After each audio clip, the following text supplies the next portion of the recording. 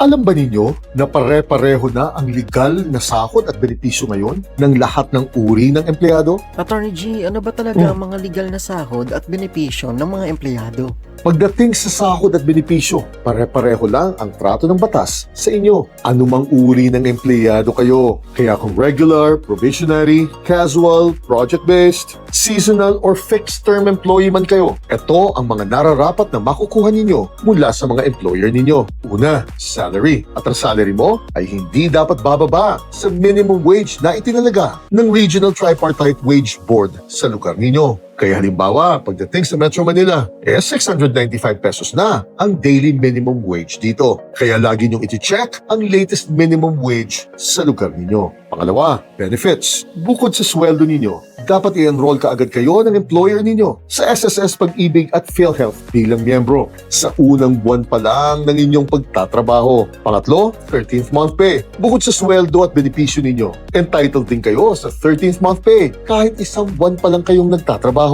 dahil prorated naman ito. At ang 13th month pay ninyo ay katumbas ng total ng lahat ng basic wages ninyo sa isang taon matapos hatiin ninyo sa 12 ito. Pang-apat, overtime pay, night differential, and holiday pay. Kapag pinagtrabaho kayo ng sobra sa 8 oras sa isang araw, dapat may karagdagan 25% ang hourly rate ninyo sa sumusobrang oras na ito. At kapag pinagtatrabaho kayo mula 10 p.m. hanggang 6 a.m., dapat may karagdagang 10% na night differential ang bawat oras ng duty ninyo na nakapaloob sa time schedule na ito. At kapag pinagtrabaho naman kayo sa rest day ninyo o kaya naman kung isang special non-working holiday ito, dapat may karagdagang 30% hourly rate ninyo sa araw na ito. At kapag regular holiday ito, dapat doble ang holiday rate ninyo. At ang panglima, leaves. Kapag umabot na sa isang taon kayo sa serbisyo, entitled na sa 5 days na paid service incentive leave kayo. At kapag nanganak kayo, may 105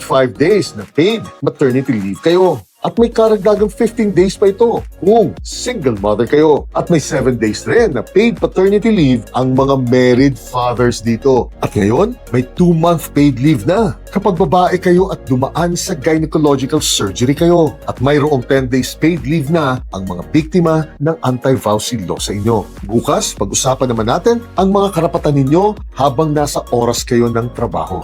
Gine.